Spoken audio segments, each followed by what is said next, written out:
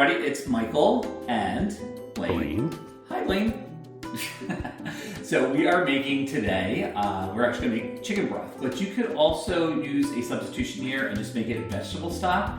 So what I have is I have a big bowl here of all of my trimmings from my vegetables. You probably see me do that on a lot of the other videos here, but at a very minimum, we want to make sure that we have onion in there, make sure you have carrots, you want to make sure that you have garlic in there, and anything else is good. I also have some leeks in there. I also have some tomato pieces in there and some other pieces. Anything you start adding to it, it'll just add to the flavor of it. You don't want potato in there. That's going to be kind of weird with doing that, but any of your other vegetable trimmings are really, really good. So to our vegetable trimmings, I also have a carcass of a chicken that we actually did a roast chicken on. So I still have the chicken left over from that. So if you didn't want to do the chicken part, omit the chicken, and then you can actually just use what you need for the vegetables instead.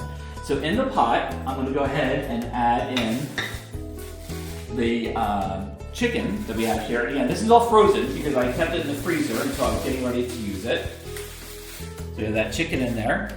And then it's going to look like a lot of vegetables in here. So we're going to add as much as we can to it. So you're going to see me kind of probably fumble with this a little bit too. But we're going to get as much as we possibly can get in here. Again, kind of stuffing up to the sides here and getting all these vegetables kind of really good impact in here as well. And again, a lot of great vegetables here. So you're going to see me kind of fill this almost to the top here. I may actually run out of a little bit of room here, which is okay, because I'll just put this right back into the fridge or the freezer and continue to use that a bit more here. So as you can see, I kind of overfilled the pot here. Got everything that kind of fell over the side. And then to this, because I don't have it in here already, I'm going to add in 3 bay leaves. So we're going to add the bay leaves. They're going to add some really nice flavor as it starts to cook. I have 1.5 tablespoons of our house seasoning, which I'll put the recipe at the end as I've done recently. And then 1 teaspoon of peppercorns in here. So this will add a little bit of the flavor to it. And if you don't want a ton of salt in there, omit the salt. And then as you start to use your broth later on, that you can add as much salt as you need as you start to make whatever you're going to use this for. I use this a lot as a base for soups. You can use it for risottos. It's just great to use for a lot of different variations of items you're going to use. So to this, I'm then going to add water, just enough to fill this up. So I have some regular, just good old tap water. And we're just going to fill this all the way almost to the top here. And you're going to see that it kind of gets up to the lid here. You want to kind of push all these ingredients right down here. And you're probably going to have to add a bit more water as this continues to go. So I'm going to turn this on.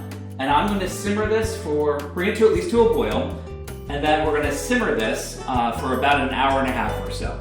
So we'll check back in about 1.5 hours and see where we're at.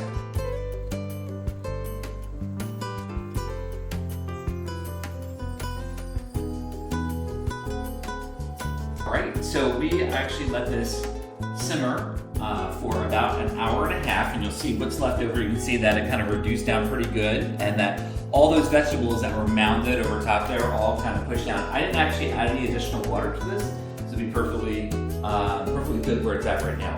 Now what I'm going to do is I'm actually going to take all the solids that are in here, so I have all those vegetable pieces, I have the chicken pieces in there, and I'm going to put this into a bag. Now since I cooked this with chicken, I actually can't put this into the composter. So if it was just the vegetables, I could put the vegetables into the composter. But here in Portugal, they actually have a biological recycling center. I actually take all of this stuff over to, which I will show in a later video about that. Once I get all the solids out of here, I'm then going to strain this through a fine mesh strain to get any kind of small particulates out of there as we get towards the very bottom, and then I'm going to jar it up. So I'm going to come back in a few minutes and you guys can see it all jarred up. Thanks.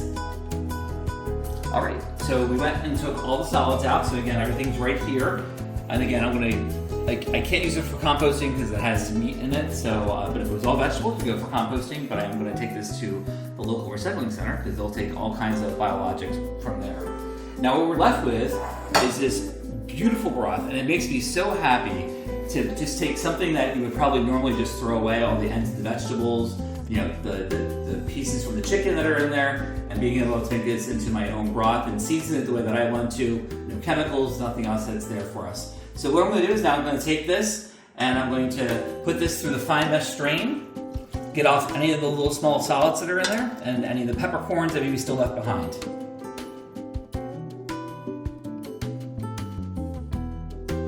Alright, so we have strained out all of the items through the fine mesh strain. You could also use a cheesecloth if you wanted to as well. And then I'm going to go ahead and put this in these beautiful jars that I have here. And this will go into the refrigerator, and I can keep these in the refrigerator for probably, I would say 2 weeks, but they're not going to last that long because we're going to use this to make some risotto and some other items that are out there. So I'm going to finish doing this up in a second, get this in the refrigerator. But again, this is Michael, and this is Blaine, and we're the Nomad Guys. And like we always like to say, tomorrow is never promised. Live for today. Cheers to you.